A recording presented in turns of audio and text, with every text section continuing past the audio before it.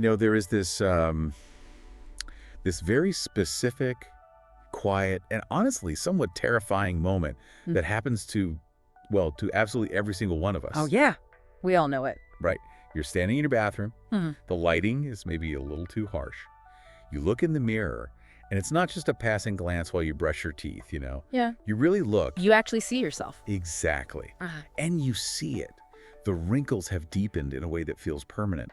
The texture of your skin is just fundamentally different. Yeah, it's undeniable. And then you shift your weight to lean closer to the glass, and you feel a slight dull ache in a joint that you never even knew existed before. Right. Suddenly your knee is introducing itself to you. Exactly. And you look at your reflection, and the realization hits you like a physical weight. Like you are aging. The biological machinery you've lived inside your entire life is actively changing its rules. It's a profound shift. It really is. And in that quiet bathroom moment, surrounded by, half-empty bottles of moisturizer and vitamins, a secondary realization creeps in. Which is usually the scary one. Yeah. Milan ever gave you a manual for this. I mean, you spent decades being trained for a career, right? For financial literacy, for raising kids. Sure, we have roadmaps for all of that. But no one ever sat you down and taught you how to navigate this specific stage of life without feeling like you're slowly, inevitably fading away.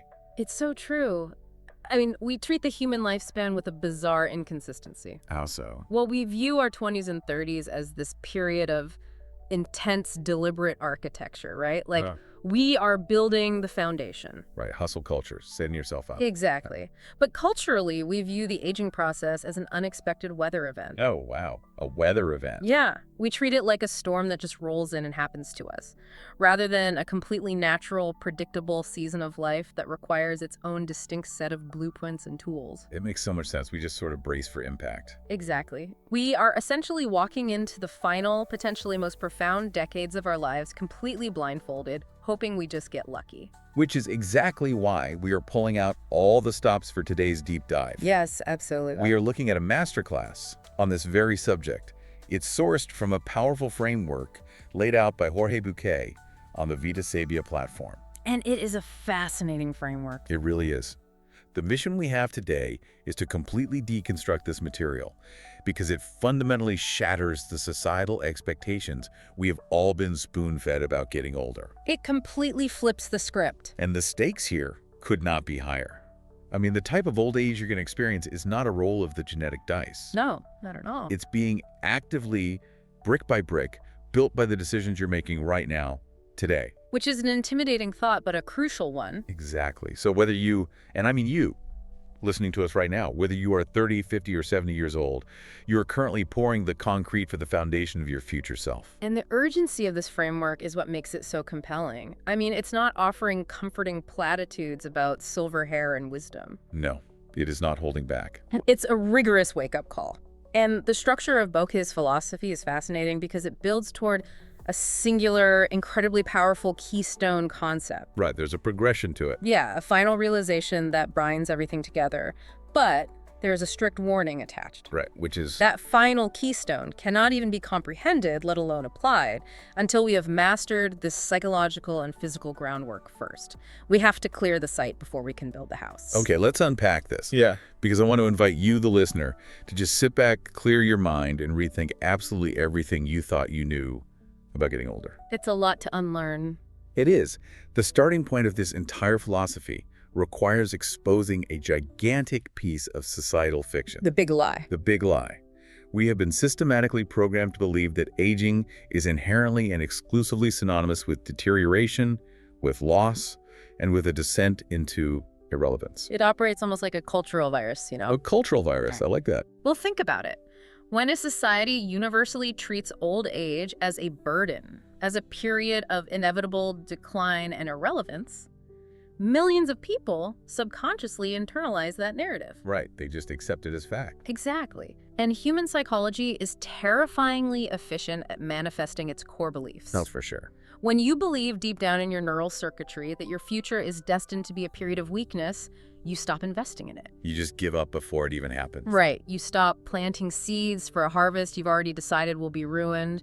You end up programming your entire biological and psychological operating system for this exact failure. It becomes a literal self-fulfilling prophecy. Yeah.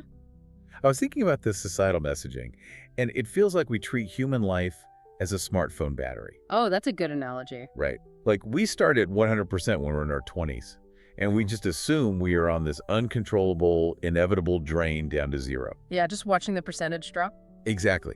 And we think our only viable option is to try and turn down the screen brightness, maybe buy some anti-aging cream, avoid strenuous activity, just to make the battery last a tiny bit longer. We go into low power mode. We go into low power mode. We Hmm. completely abandon the idea that our lives are more like a muscle, an adaptive system that grows and responds to how we train it, regardless of how long we've been training. And the battery drain paradigm is so pervasive because, honestly, it absolves us of responsibility. Wait, how do you mean? Well, if aging is just an uncontrollable drain to zero, I don't have to put in the hard daily work of maintaining my physical, emotional, and mental health. I can just blame the passage of time. Ah, I see. It's an easy out. Exactly. But what's fascinating here is when we look at the reality, when we look at 80-year-olds who are infinitely more alive, vibrant, and present than many 30-year-olds, the battery metaphor collapses entirely. Because if it were just a battery, the 80-year-old would objectively have less energy. Right. The difference between the vibrant 80-year-old and the fragile 60-year-old is almost never a windfall of money or a genetic lottery ticket. Which is what we always assume it is. Yeah. We say, oh, they have good genes. Yeah, we dismiss their effort. But the real difference is deliberate preparation, conscious decision-making. So how do we break out of that passive battery mindset? Well, it requires a fundamental shift in how we process our current reality, which leads us directly into the first and honestly the hardest principle. Which brings us to the first massive hurdle. Yeah. We have to actually accept that we are aging. Yes. And let's be honest, that sounds incredibly simple on a bumper sticker, but internally, it is agonizing. It really is. And the agony comes from a fundamental confusion between two very different psychological states: Okay, what are they? resignation and radical acceptance. Resignation and radical acceptance. They sound similar. They might look identical to an outside observer, but internally, the biochemistry and the mindset are exact opposites. Break that down for us. Well, resignation is a state of defeat. It's looking in that bathroom mirror we talked about, seeing the changing texture of your skin and deciding there is nothing I can do. The game is over. My best days are behind me. It's just surrendering. Exactly. Resignation drains your agency. It induces a state of learned helplessness where you surrender control to the calendar. It's throwing your hands up in the air while convincing yourself you've reached some profound philosophical peace, when really you've just quit. Yes, that's perfectly put. Acceptance, on the other hand, requires teeth. Requires teeth. I love that. Radical acceptance is looking in that exact same mirror, acknowledging the exact same wrinkles and saying, this is the current biological reality of my machine. My energy reserves are different. My recovery time is different. This is the baseline of truth. And from this specific reality, I will now formulate a strategy. Wow. Okay.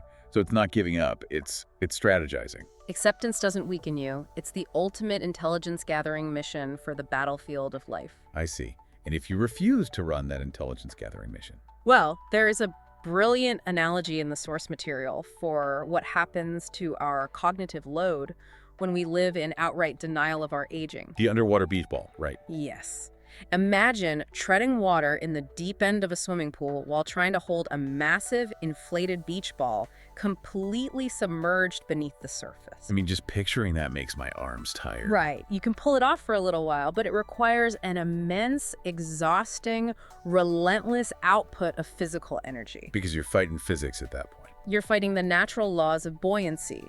Your arms are shaking, your breathing becomes shallow and panicked, and eventually your muscles will reach total failure, you will slip, and that ball will burst violently to the surface, usually breaking your nose in the process. That is such a visceral image for the psychological toll of denial. It really is. Every time you pretend you have the exact same physical limits you had 20 years ago, every time you dress or behave in a way that is desperately, anxiously trying to mimic a younger version of yourself out of fear rather than authentic expression, you're holding that ball underwater. Yes, you're expending all your energy on an illusion. And the sheer amount of psychological horsepower required to maintain that illusion leaves you with absolutely zero energy to actually enjoy your life. And that psychological friction has real-world casualties. The source material outlines this incredibly poignant anecdote. The 62-year-old woman. Right. Take the scenario of the 62-year-old woman. She enters a consultation in a state of profound clinical depression. Just completely lost. She feels her existence has lost its validity. She expresses this deep mourning, saying, I am no longer attractive. I can't wear the clothes that defined my identity. I can't sustain the physical lifestyle I had in my 30s. She was effectively attending the funeral of her 30-year-old self every single day. Exactly. But the therapeutic breakthrough didn't come from finding a way to make her 30 again, obviously. Because you can't. Right. It came from identifying the source of her pain. Which wasn't actually a biological symptom of being 62. Precisely. Her suffering was entirely generated by the friction of her rejection of being 62. It's the resistance that hurts. Yes. The pain was born in the gap between the undeniable reality of her physical form and her rigid, unyielding demand that the universe should somehow rewind time. That gap is where the suffering lives.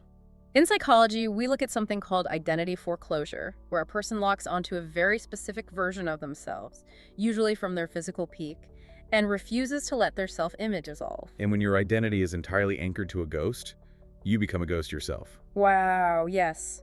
But the breakthrough happens when she stops fighting the buoyancy of the beach ball. When she just lets it pop up to the surface. Yeah. Exactly.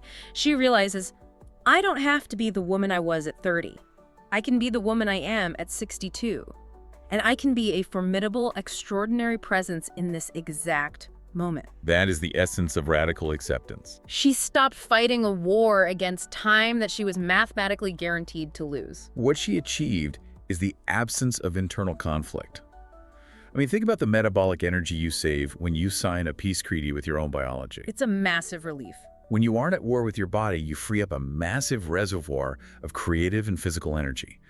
You can redirect all that horsepower toward constructing something new. You begin exercising specifically to make the body you have now strong and functional, rather than punishing it on a treadmill because it doesn't look like it did in your college yearbook. Right. You dress in a way that projects the power and comfort you possess today. Exactly. I look at this concept, though, and I know exactly what the resistance is. Oh, there's always resistance. Because the moment you say, accept your changing body, a large portion of people here, let yourself go. Yes, that's the immediate fear. The fear is that if I accept my slower metabolism, if I accept that my knees ache, aren't I just throwing in the towel, buying a pair of elastic waist sweatpants, and giving up on my health entirely? We have to completely separate those two concepts. Letting yourself go is a symptom of resignation. It is the abandonment of standards. Okay, so what is radical acceptance then? Radical acceptance is the prerequisite for effective, highly targeted self-care. Yeah. If we connect this to the bigger picture, you cannot build a sturdy, lasting structure on a foundation of denial. You have to know what you're building on. Right. If you attempt to build a house on a swamp while aggressively pretending it is solid bedrock, the house will inevitably collapse. Because you're using the wrong materials for the terrain. Exactly. Radical acceptance is simply the act of surveying the terrain, acknowledging, okay, this is a swamp, and then bringing the correct architectural engineering to build a strong house on that specific terrain. It is bringing the right tools to the current job. Okay, that clarifies it perfectly. You're recalibrating your strategy based on accurate current data? Precisely. But the framework makes a terrifying pivot here. Because achieving this internal peace, this radical acceptance of the mirror, is just the internal armor. It's only half the battle. Right. You can have all the internal peace in the world, but if you're stranded alone on an island, you are still in critical danger. Internal peace alone will not protect you from what is identified as the single greatest external threat to our survival as we age. The shift in tone here is jarring, but totally necessary. Let's get into it. The second principle. The medical reality we have to face is that loneliness is lethal. Lethal. Not just sad, but lethal. Yes. We culturally treat loneliness as this abstract, poetic sadness. We think of it as a melancholy feeling, but the biological sciences view chronic loneliness as a severe physical toxin. A toxin. It is a massive, empirically validated predictor of cardiovascular disease, clinical depression, and rapid cognitive decline. It's not a metaphor. It literally kills you. To understand why, we have to look at evolutionary biology. For early humans, being separated from the tribe on the savannah meant certain death from predators or starvation. You couldn't survive alone. Exactly. Our brains evolved to interpret social isolation not as an emotional bummer, but as an acute, life-threatening emergency. So our bodies react to loneliness the same way they'd react to being chased by a lion. Yes. When you are chronically lonely, Your brain constantly signals the adrenal glands to pump out cortisol, the stress hormone. Your body stays locked in a low-grade fight or flight state for years. Wow. This chronic inflammation ravages the immune system and the heart. Loneliness is as damaging to your physical machinery as smoking 15 cigarettes a day. 15 cigarettes a day, that is staggering. And yet, knowing this, the framework points out this horrifying paradox. Which is? Millions of people are actively, meticulously constructing futures for themselves that are mathematically guaranteed to end in isolation. Yes. They are serving as the architects of their own lonely prisons. How does that happen? Because no one sets out to be lonely. It happens slowly, by sacrificing their personal relationships on the altar of their careers, by maintaining only shallow, convenient friendships based on proximity. Like the people you talk to at the water cooler. Right, rather than depth. Yeah. By prioritizing the urgent, screaming demands of daily life over the quiet, deeply important work of connecting with another human being. The contrast provided in the text is just stark and clarifying. Let's look at the tale of two 70-year-olds. Okay. In one scenario, you have an individual who has accumulated immense wealth. They've reached the absolute pinnacle of their profession. They live in a sprawling, architecturally stunning home. The societal dream. Exactly, but they are entirely isolated. When they receive a frightening medical diagnosis, or when they feel that profound existential dread at 2 a.m., there's no one they can comfortably, unguardedly call. Right. They have accumulated every single metric of success that society demanded except the one biological imperative required for human thriving. Connection. Connection. And then you look at the other scenario. A 70-year-old with very modest financial means. They don't have a grand professional legacy to look back on, but their life is a rich, dense tapestry of human connection. They have a tribe. They have a tribe, they have friends they meet with every single week, they have adult children who come to visit them, and there's a crucial distinction made here. What's that? They visit out of genuine joy and a desire for their company, not out of a begrudging, teeth-gritting sense of familial obligation. That is a huge difference. Massive. They have neighbors who knock on the door just to share a cup of coffee. So when you measure those two lives against the incoming storms of old age, who possesses more resilience? Who is going to recover faster from a fall? Who is going to maintain their cognitive sharpness? It's the second person, hands down. The person embedded in a community has a massive biological and psychological advantage. But the brutal truth delivered here is about the timeline. Time. The wealth of deep relationships cannot be manufactured at the finish line. You cannot celebrate your 65th birthday, retire from your demanding job, and suddenly decide to conjure deep, emotionally resonant friendships out of thin air. It's not an Amazon Prime delivery. No. You can't just order a best friend with next-day shipping because you suddenly have free time. Exactly. Authentic relationships require decades of compounding interest. They require the slow, steady cultivation of trust. And most importantly, they require a terrifying amount of vulnerability, which is something adults in their 40s and 50s are notoriously bad at. Oh, I mean, I look at my own life, and the friction required to call an old friend I haven't spoken to in 3 years feels insurmountable. It feels risky. It does. Reaching out feels almost desperate or awkward. We look at our phones and we have thousands of connections on social media. We are technically more connected than any generation in human history. But it's superficial. It feels like we're trying to survive on a diet of empty calories, right? Comparing a like on a photo to the deeply nourishing meal of a true vulnerable friendship, taking off the mask of having it all together is terrifying. It is. So how do we actually bypass that modern awkwardness to build the safety net this framework demands? We have to treat connection with the same strategic discipline we apply to our retirement portfolios. A relational audit. Yes. You have to conduct a relational audit.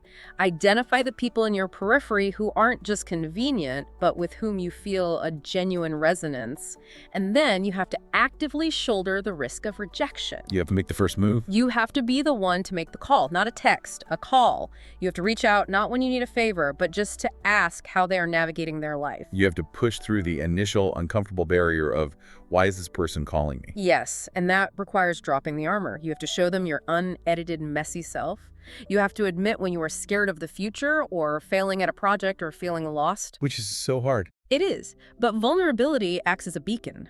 It gives the other person permission to drop their armor too. But the urgency cannot be overstated. Why is that? Every single day that passes is one less day. You have to nurture and solidify these lifelines. Because when the severe health crisis hits, or when you lose a spouse, your thousands of LinkedIn connections will not be sitting in the waiting room at the hospital with you. Oof. Yeah. It is about building the lifeboat long before the ship even hits the ice. Precisely. But we have to transition here, because emotional support is really only half the equation. Having a robust network of people to lean on is absolutely vital for your soul. But the ultimate physical goal, the true victory condition of aging, is to avoid having to lean on them for your basic, fundamental survival. Right, the goal is independence. We have to move from emotional independence to physical independence. This is principle 3. And this hinges on a biological law that sounds like a fitness cliche, but is actually a ruthless cellular reality. The body that isn't used is lost. There's a fact inside this framework that genuinely stopped me in my tracks, and it completely reframes how we view the elderly. What was it? When you actually survey older populations, their greatest, most paralyzing fear is not death. It's not. It's not the cessation of existence. Their ultimate terror is dependence. Ah, yes. It is the nightmare of losing autonomy, the sheer humiliation of not being able to use the bathroom alone, the inability to dress yourself, the reality of becoming a physical, exhausting burden to the very children you spent your life protecting. It is the ultimate loss of human dignity. And the great tragedy we have to confront is that a massive percentage of this physical fragility, the fragility we have culturally accepted as just what happens when you get old, is actually the cumulative result of decades of voluntary inactivity. It's not just the clock ticking. No, it is not an inevitable symptom of chronological aging. It is a symptom of a sedentary lifestyle. We have to understand sarcopenia, which is the age-related loss of muscle mass. Break that down for us. The human body is incredibly ruthlessly efficient. It acts like a strict corporate accountant. The corporate accountant. Yeah. Think about it. Muscle tissue is metabolically expensive. It requires a lot of calories and energy to maintain. If you demand that your body carries you up a hiking trail, the body will allocate the resources to build and maintain the strength to do so. But if your only physical demand on your body is to transport you from a car seat to an office chair, and then to a sofa, then the biological accountant looks at that expensive muscle tissue in your legs and core and says, we aren't getting any return on investment here. Cut the budget. oh wow. The body actively sheds the muscle and bone density it no longer needs. It is the ultimate use it or lose it scenario. The physical decline is often just the body adapting to the signal you have been sending it for 30 years. I do not need to move. The framework draws this incredible contrast between an 80-year-old who is out there dancing, traveling, getting down on the living room floor to play with their grandchildren, and a 60-year-old who can barely manage to climb a single flight of stairs without stopping to gasp for air. And the 60-year-old is 2 decades younger chronologically. Right, but biologically, their machine is rapidly failing. Because the 60-year-old has spent 20 years signaling to their body that movement is obsolete. But here's the profound, hopeful mechanism of biology. There's good news. Yes, the adaptability of the body works in both directions. Just as it rapidly weakens when ignored, it rebuilds and strengthens when it is stimulated, regardless of whether you are 40 or 85. Here's where it gets really interesting, though, because I think people hit a massive psychological wall here. I know exactly what you're going to say. The moment you say the word movement or exercise to most working adults, their minds instantly conjure this miserable image of punishing themselves in a sterile, loud gym. They picture forcing themselves to run on a treadmill until they want to throw up. Or lifting heavy weights surrounded by 20-year-olds. It feels like a chore, right? A punishment for eating dessert. If that's the requirement, most people will just accept the decline. Which is why we need to completely redefine what physical maintenance looks like. The framework strips away all the toxic baggage of the modern fitness industry. Thank goodness. It is not about becoming a competitive athlete or achieving a specific aesthetic. It is strictly about maintaining functional independence. So what does movement actually look like in this context? Movement is taking a brisk walk in your neighborhood. It is putting on a record and dancing in your kitchen. It is spending an hour aggressively gardening or swimming or doing gentle yoga on a rug. It's about finding a physical output that actually brings you joy so that it becomes sustainable. Exactly, because the golden physiological rule is that consistency beats intensity every single time. Consistency beats intensity. Walking for 20 minutes every single day is infinitely more beneficial for your long-term cellular health and independence than torturing yourself at a boot camp for 2 hours once a week and then being too sore to move for the next 6 days. That is so freeing to hear. And we cannot ignore the neurochemical aspect of this. The framework heavily emphasizes that movement is not just about keeping your joints lubricated and your muscles firing. No, it is a profound, immediate biochemical intervention for your brain. It's arguably the most effective intervention we have, right? Absolutely. When you engage in sustained movement, your brain floods your central nervous system with endorphins, dopamine, and serotonin. Movement is quite literally one of the most potent, side effect-free antidepressants available to human beings. It produces the exact brain chemicals necessary to combat the pervasive anxiety and depression that can often accompany the transitions of aging. It creates a beautiful upward spiral. How does the spiral work? Movement preserves your physical independence. Maintaining your independence fuels your self-esteem, and high self-esteem motivates you to keep moving. And the barrier to entry is zero. I mean, if you haven't moved deliberately in a decade, you don't try to run a 5K tomorrow. You start with 5 minutes. You walk to the end of your driveway and back. Right. The next week, you make it 10 minutes.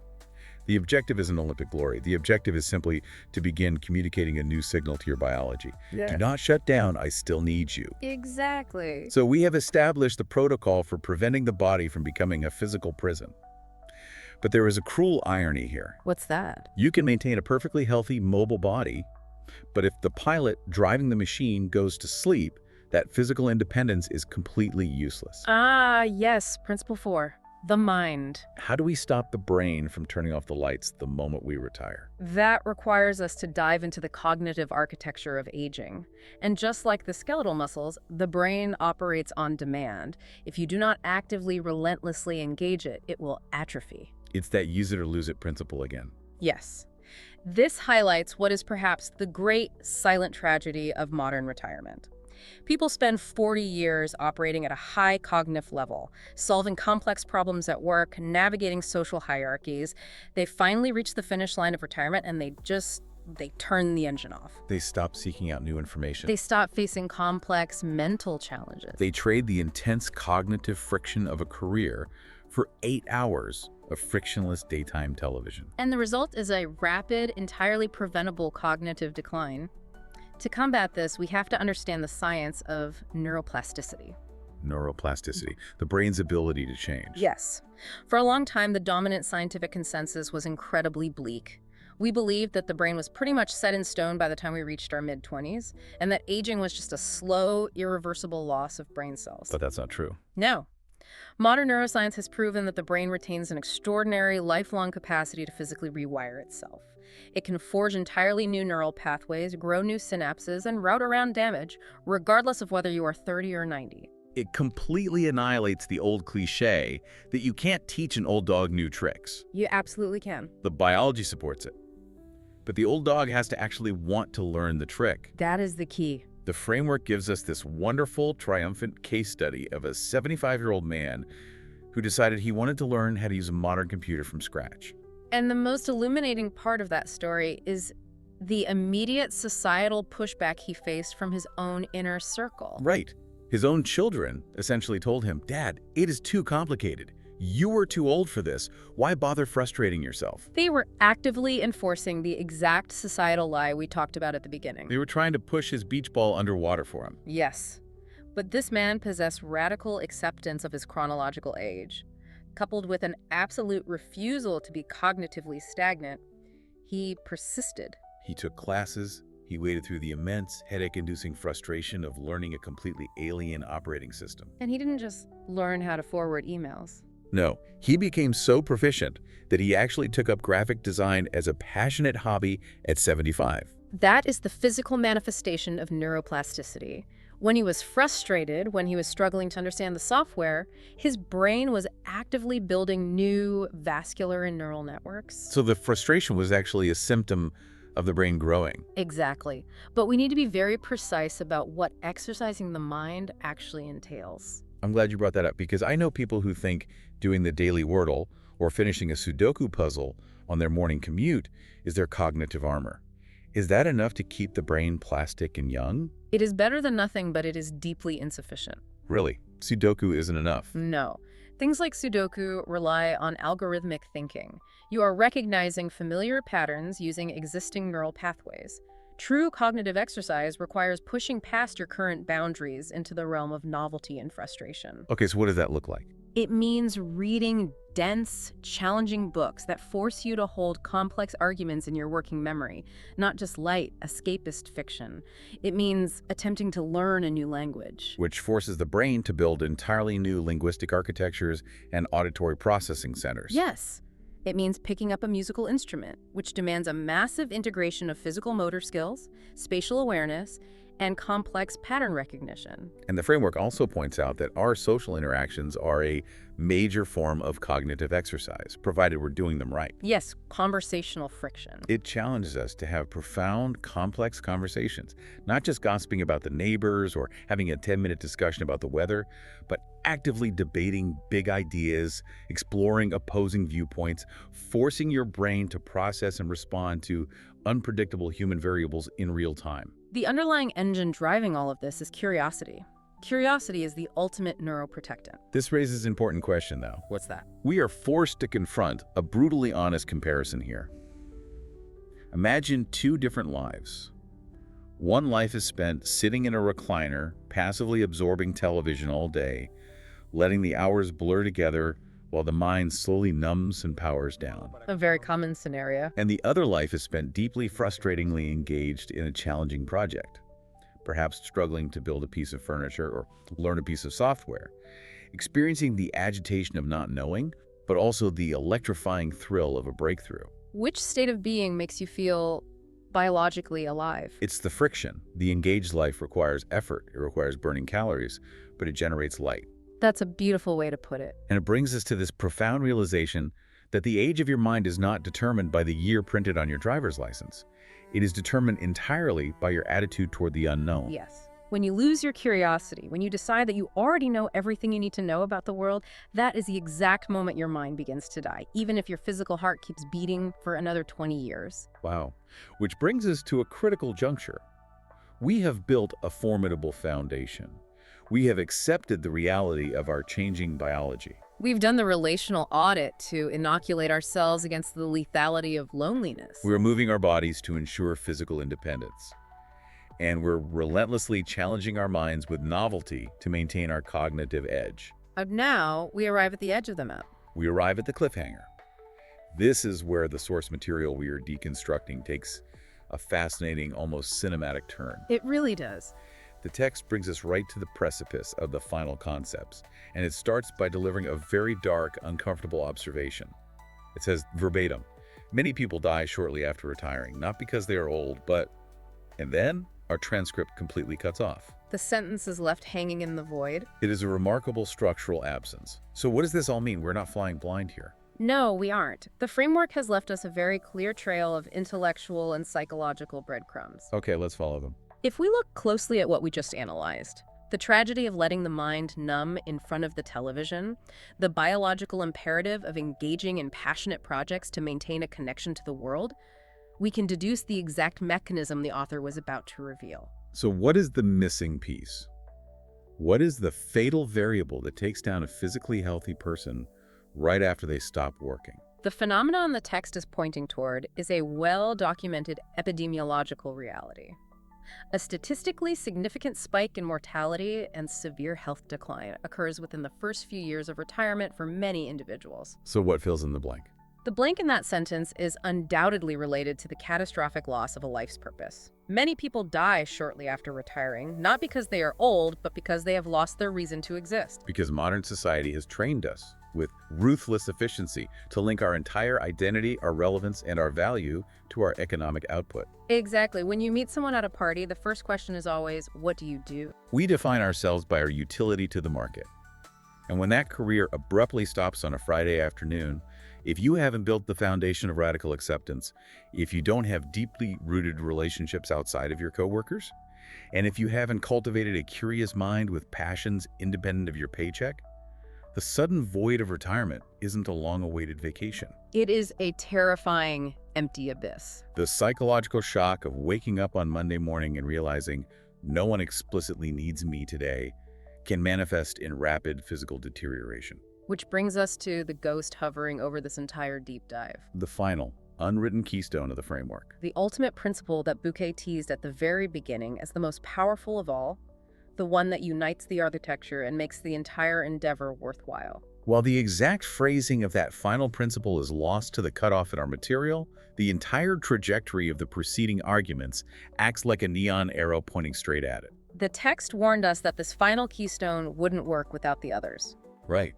Because you cannot achieve it if you are drowning in denial, trapped in isolation, physically immobile, or cognitively asleep. All those first elements are about maintenance.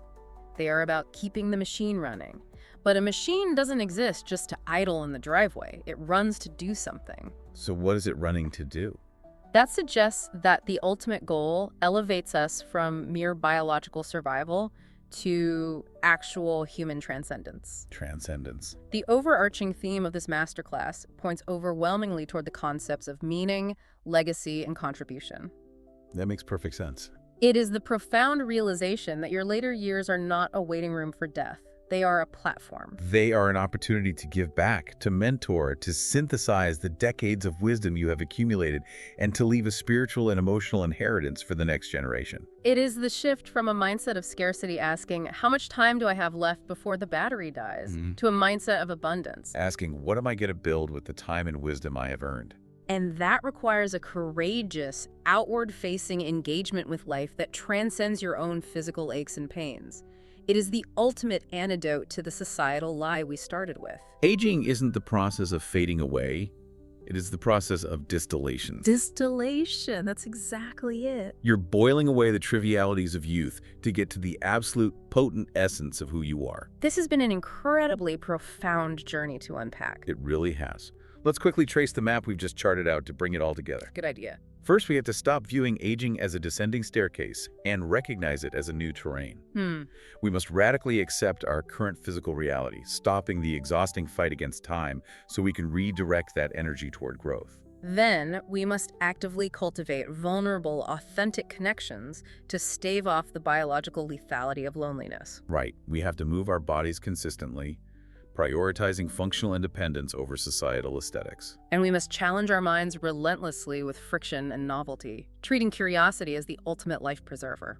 The most vital takeaway from all of this is your own agency. Yes, your agency. Whether you're 30 years old and just starting your career, or 70 years old and looking at your retirement, you are the architect. You are laying the bricks today for the house you will inhabit in your final decades.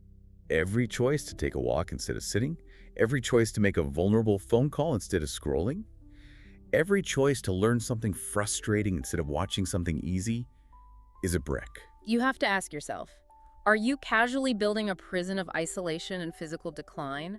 Or are you deliberately building a sanctuary of strength, connection, and engagement? That is the perfect, demanding question to frame this whole discussion, and to leave you with a final, lingering thought, something to turn over in your mind, on your commute, or while you're making dinner tonight. Let's push this framework one step further into a thought experiment. Exactly. Imagine for a second that you were given an ironclad biological guarantee. You knew with absolute, unshakable certainty that you were going to live to be exactly 100 years old. 100 years old. Guaranteed. But the condition is that your mind, your body, and your social circle at age 100 will be an exact, magnified reflection of the daily habits you are practicing today. If you knew that was true. What is the very first thing you would change about your routine tomorrow morning? That changes the perspective from passive to entirely active. It puts the pen completely in your hand. Thank you for joining us on this vital exploration of life, the deep mechanisms of aging, and the true source of our inner strength. We will see you on the next deep dive.